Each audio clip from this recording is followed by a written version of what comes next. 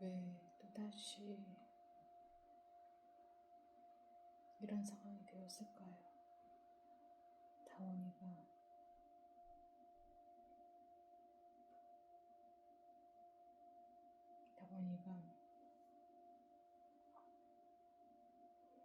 왜 아빠의 그 치명적인 잘못들을 다시 보게 하시고 왜 돌이킬 수 없는 이런 상황을 다시 마주하게 하셨을까요?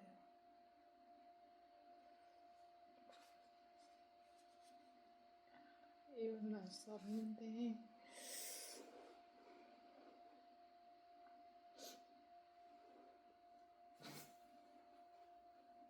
죄송해요, 아버지. 죄송해요.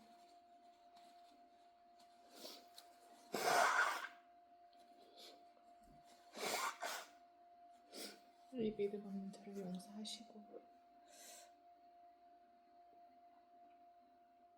이 믿음 없는 저를 용서하시고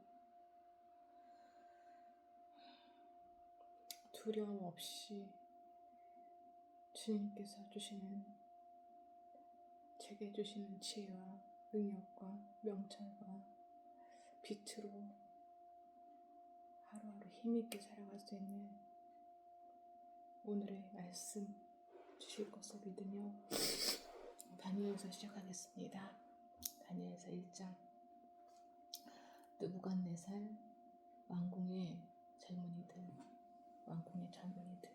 다니엘을 비롯한 유다의 여호야김 왕이 왕위에 오른 지 3년이 되는 해에 바빌로니아의 느부갓네살 왕이 예루살렘으로 쳐들어와서 성을 포위하였다. 주님께서 유다의 여호야김 왕과 하나님의 성전 기물 가운데서 일부를 느부갓네살의 손에 넘겨주셨다. 그는 그것들을 바빌로니아 땅 자기가 섬기는 신의 신전으로 가지고 가서 그 신의 보물창고에 넣어두었다. 그때 왕은 아스부나스 환관장에게 명령하여 이스라엘 백성, 특히 왕과 귀족의 자손 가운데서 몸에 흠이 없고 용모가 잘생기고 모든 일을 지혜롭게 처리할 수 있으며 지식이 있고 통찰력이 있고 왕궁에서 왕을 모실 능력이 있는 소년들을 데려오게 하여서 그들에게 바빌로니아의 언어와 문학을 가르치게 하였다. 또한 왕은 왕궁에서 날마다 일정한 양을 정해서 음식과 포도주를 그들에게 공급하도록 해주면서 3년 동안 교육시킨 뒤에 왕을 모시도록 하였다. 그들 가운데는 유다 사람인 다니엘과 하나냐와 미사엘과 아사리아가 있었다.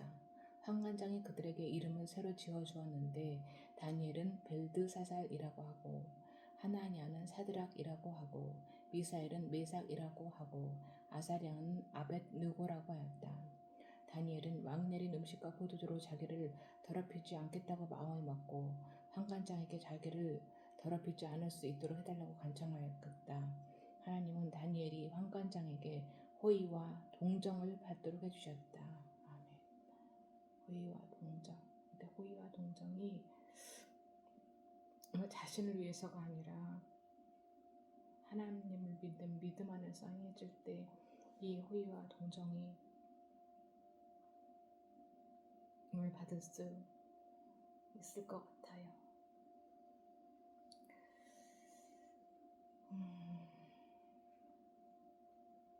하나님은 다니엘이 환관장에게서 호의와 동정을 받도록 해주셨다.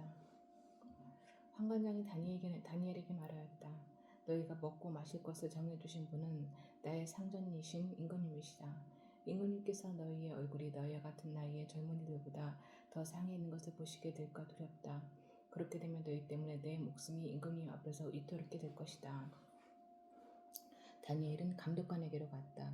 그 감독관은 환관장이 임명한 사람으로서 다니엘과 하나냐와 미사엘과 아사리아를 감독하는 일을 맡은 사람이다. 다니엘이 그 감독관에게 요청하였다. 부디 이 종들을 열흘 동안만 시험하여 보시기 바랍니다. 우리에게 채소를 주어 먹게 하고 물을 주어 마시게 하여 보시기 바랍니다. 그런 다음에 우리 얼굴빛과 왕이 내린 음식을 먹는 젊은이들의 얼굴빛을 비교하여 보시고 이 종들의 요청을 처리하여 주시기 바랍니다. 그래서 감독관은 그 말을 따라서 열흘 동안 시험해 보았다. 열흘이 지났을 때 보니 그들의 얼굴빛이 왕이 내린 음식을 먹은 젊은이들의 얼굴빛보다 좋고 건강하여 보였다. 감독관은 그들에게 지정된 음식과 마실 포도를 주지 않고 채소를 계속 주어서 먹게 하였다. 하나님은 이 네 젊은이들이 지식을 얻게 하시고 문학과 학문에 능통하게 하셨다. 그 밖에도 다니엘에게는 환상과 온갖 꿈을 해석하는 능력까지 주셨다. 왕이 정하여 놓은 3년 동안의 교육이 끝나는 날 환관장은 교육을 받은 젊은이들을 모두 느부갓네살 앞으로 데리고 갔다. 왕이 그들과 말하여 보니 그들 가운데서 다니엘과 하나냐와 미사엘과 아사랴가 가장 뛰어났으므로 그들을 왕으로 모시게 하였다. 왕은 그들에게 온갖 지혜나 지식에 관한 문제를 물어보고서 그들이 전국에 있는 어떤 마술사나 주술가보다도 10배는 더 낫다는 것을 알았다. 다니엘은 고레스 왕 1년까지 왕궁에 머물러 있었다. 느부갓네살 때부터 고레스 왕 1년까지. 다니엘 2장. 느부갓네살의 꿈. 느부갓네살은 왕위에 오른 지 2년이 되는 해에 꿈을 꾸고서 마음이 답답하여 잠을 이루지 못하였다. 그래서 왕은 꿈을 알아내려고 마술사와 주술가와 점쟁이와 점성가들을 불러들이고 명령하니 그들이 와서 왕 앞에 섰다. 왕이 그들에게 말하였다. 내가 꿈을 하나 꾸었는데 그 꿈을 알 수 없어서 마음이 답답하다. 점성가들이 아람 말로 왕에게 아뢰었다. 임금님의 만수무강을 빕니다. 그 꿈을 종들에게 말씀하여 주시면 해몽하여 드리겠습니다.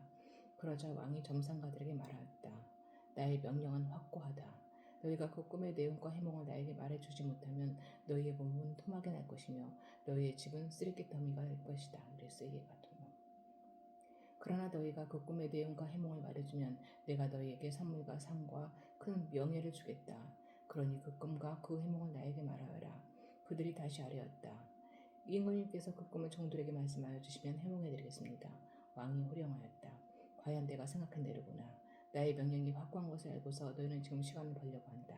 너희가 그 꿈을 나에게 말해주지 못하면 너희는 모든 같은 벌을 받게 될 것이다. 너희가 시간이 지나면 사택을 바뀌겠거니 하면서 내 앞에서 터무니없는 거짓말을 하기로 내가 함께 모의한 줄을 내가 모를 듯 싶으냐? 이제 그 꿈을 나에게 말하여라. 그러면 너희가 나에게 해몽도 하여 알려줄 수 있을 것으로 알겠다. 점성가들이 왕에게 아뢰었다. 임금님께서 아시고자 하시는 그 일을 임금님께 알려드릴 수 있는 사람은 세상에 아무도 없습니다. 일찍이 그 어떤 위대한 왕이나 통치자도 마술사나 주술가나 점성가들에게 이와 같은 일을 물어본 적이 없습니다. 임금님께서 물으신 것은 너무 어려워서 육체를 가진 사람과 함께 살자는 신들이라면 몰라도 아무도 그 일을 임금님께 알려드릴 수 없습니다. 이 말을 듣자 왕은 성이 나서 크게 화를 내며 바빌론의 지혜자들을 모두 죽이라는 명령을 내렸다. 명령이 공포되니 지혜자들이 죽게 되었다. 사람들은 다니엘과 그의 친구들도 지혜자들과 함께 죽이려고 찾았다. 다니엘은 바빌론의 지혜자들을 죽이려고 나온 왕의 시위대 장관 아리옥에게 가서 슬기로운 말로 조심스럽게 물어봤다. 임금님의 명령이 어찌 그렇게 가혹합니까? 아리옥이 다니엘에게 그 일을 설명해 주었다. 다니엘이 곧 왕에게로 가서 아뢰었다. 임금님의 꿈을 해몽해 드릴 수 있는 시간을 저에게 주십시오. 그 다음에 다니엘은 집으로 들어가서 자기의 친구 하나냐와 미사엘과 아사리아에게 그 사실을 알려주고 그 친구들에게 말하였다. 너희와 나는 다른 바벨론의 지혜자들과 함께 죽지 않도록 하늘의 하나님이 긍휼을 베풀어 주셔서 이 비밀을 알게 해 주시기를 간구하자. 바로 그날 밤에 다니엘은 환상을 보고 그 비밀을 밝게 알게 되었다. 다니엘은 하늘의 하나님을 찬송하였다. 다니엘은 다음과 같이 찬송하였다. 지혜와 권능이 하나님의 것이니 영원부터 영원까지 하나님의 이름을 찬송하리라. 때와 계절을 바뀌게 하시고 왕들을 패하게도 하시고 세우기도 하신다. 지혜자들에게 지혜를 주시고 청명한 사람들에게 지식을 주신다. 심오한 것과 비밀을 드러내시고 어느 속에 감추어진 것도 아신다. 그분은 빛으로 둘러싸인 분이시다. 나의 조상을 돌보신 하나님, 나에게 지혜와 힘을 주시며 주님께 간구한 것을 들어주시며 왕이 명령한 것을 알게 해주셨으니 주님께 감사하며 찬양을 드립니다. 그런 다음에 다니엘은 아리옥에게로 갔다. 그는 바빌론의 지혜자들을 죽이라는 왕의 명령을 받은 사람이다. 다니엘이 그에게 이렇게 말하였다. 바빌론의 지혜자들을 죽이지 마시고 나를 임금님께 데려다 주십시오. 임금님께 꿈을 해몽해 드리겠습니다. 다른 지혜자들도 아리옥은 다니엘을 왕 앞으로 급히 데리고 가서 왕에게 이렇게 아뢰었다. 유다 포로 가운데서 임금님께 꿈을 해몽해 드릴 사람을 찾았습니다. 그러자 왕이 벨드사살이라고도 하고 달리 다니엘이라고도 하는 그에게 물었다. 너는 내가 꾼 꿈을 말하고 해몽까지 할 수 있느냐? 다니엘이 왕에게 대답하였다. 임금님이 부르신 비밀은 어떤 지혜자나 주술가나 마술사나 전청가도 임금님께 알려드릴 수 없습니다. 비밀을 알려주시는 분은 오직 하늘에 계시는 하나님뿐이십니다. 하나님은 느부갓네살 임금님께 앞으로 일어날 일이 무엇이라는 것을 알려주셨습니다. 임금님의 꿈, 곧 임금님께서 침대에 누워있을 때 머릿속에 나타난 한 상황을 이러합니다. 임금님이 잠자리에 드셔서 앞날의 일을 생각하고 계실 때 비밀을 밝히시는 분께서 임금님께 앞으로 일어날 일을 알려주신 것입니다. 저에게 이 비밀을 드러내신 것은 제가 다른 사람보다 지혜가 더 있어서가 아니라 임금님께 그 꿈을 해몽해 드려서 임금님 마음속에 있는 생각들을 임금님께서 아시도록 하시려는 것입니다. 임금님 마음속에 있는 생각들을 임금님이 알도록. 임금님 어떤 거대한 신상을 보셨습니다. 그 신상이 임금님 앞에 서 있는데 그것은 크고 그 빛이 아주 찬란하며 그 모습이 무시무시하였습니다. 그 신상의 머리는 순금이고 가슴과 팔은 은이고 배와 널쩍 다리는 노쇠이고 그 무릎 아래는 쇠이고 발은 일부는 쇠이고 일부는 진흙이었습니다. 또 임금님이 보고 계시는 동안에 아무도 돌을 떠내지 않았는데 돌 하나가 난데없이 날아 들어와서 쇠와 진흙으로 된 그 신상의 발을 쳐서 부러뜨렸습니다. 그때 쇠와 진흙과 노쇠와 금과 은이 다 부서졌으며 여름 타작마당의 겨와 같이 바람이 날려가서 흔적도 찾아볼 수 없게 되었습니다. 그러나 그 신상을 친 돌은 큰 산이 되어 온 땅에 가득 찼습니다. 이것이 그 꿈인데 우리가 그것을 풀이하여 임금님께 말씀드리겠습니다. 임금님은 왕들 가운데서도 으뜸가는 왕이십니다. 하늘의 하나님이 임금님께 나라와 권세와 힘과 영광을 주셨습니다. 사람과 들의 짐승과 공중의 새를 그들이 어디에 있든지 임금님의 손에 넘겨주시고 이 모두를 다스리는 통치자를 세우셨습니다. 임금님은 바로 그 금으로 된 머리이십니다. 임금님의 뒤에는 임금님의 나라보다 못한 나라가 일어날 것입니다. 그 뒤에 노쇠로 된 셋째 나라가 온 땅을 다스릴 것입니다. 넷째 나라는 쇠처럼 강할 것입니다. 쇠는 모든 것을 으깨고 박살냅니다. 쇠가 모든 것을 부러뜨리는 것처럼 그 나라는 문 나라를 으깨고 부서뜨릴 것입니다.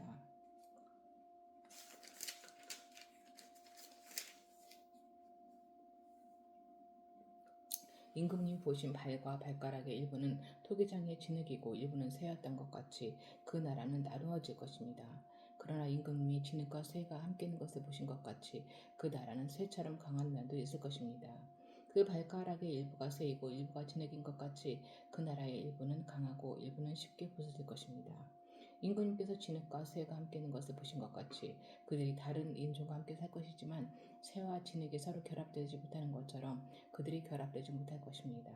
이 왕들의 시대에 하늘의 하나님이 한 나라를 세우실 터인데 그 나라는 영원히 망하지 않을 것이며 다른 백성에게 넘어가지 않을 것입니다. 그 나라가 도리어 다른 모든 나라를 쳐서 멸망시키고 영원히 살 것입니다. 아무도 돌을 떠내지 않았는데 돌 하나가 난데없이 날아 들어와서 쇠와 노쇠와 진흙과 음과 금을 으깨는 것을 임금님이 보신 것은 위대하신 하나님이 앞으로 일어날 일을 임금님께 알려주신 것입니다. 이 꿈은 그대로 이루어질 것이고 이 해몽도 틀림없습니다.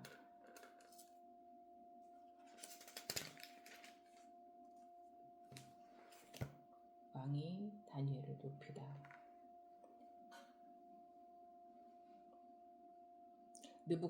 느부갓네살 왕이 엎드려서 다니엘에게 절하고 예물과 향품을 그에게 주도록 명령을 내렸다. 왕이 다니엘에게 말하였다. 그대들의 하나님은 참으로 모든 신 가운데서 으뜸가는 신이시오. 모든 왕 가운데서 으뜸가는 군주시다. 그대가 이 비밀을 드러낼 수 있었으니 과연 그대의 하나님은 비밀을 드러내는 분이시다. 왕은 다니엘의 지위를 높이고 귀한 선물을 많이 주며 그를 바빌론 지역의 통치자와 바빌론 모든 지혜자의 어른으로 삼았다. 또 왕은 다니엘의 요구를 받아들여서 사드락과 메삭과 아벳노고를 세워 바빌론 지방의 일을 맡아서 다스리게 하였다. 다니엘은 왕의 궁전에 머물렀다. 느부갓네살 왕이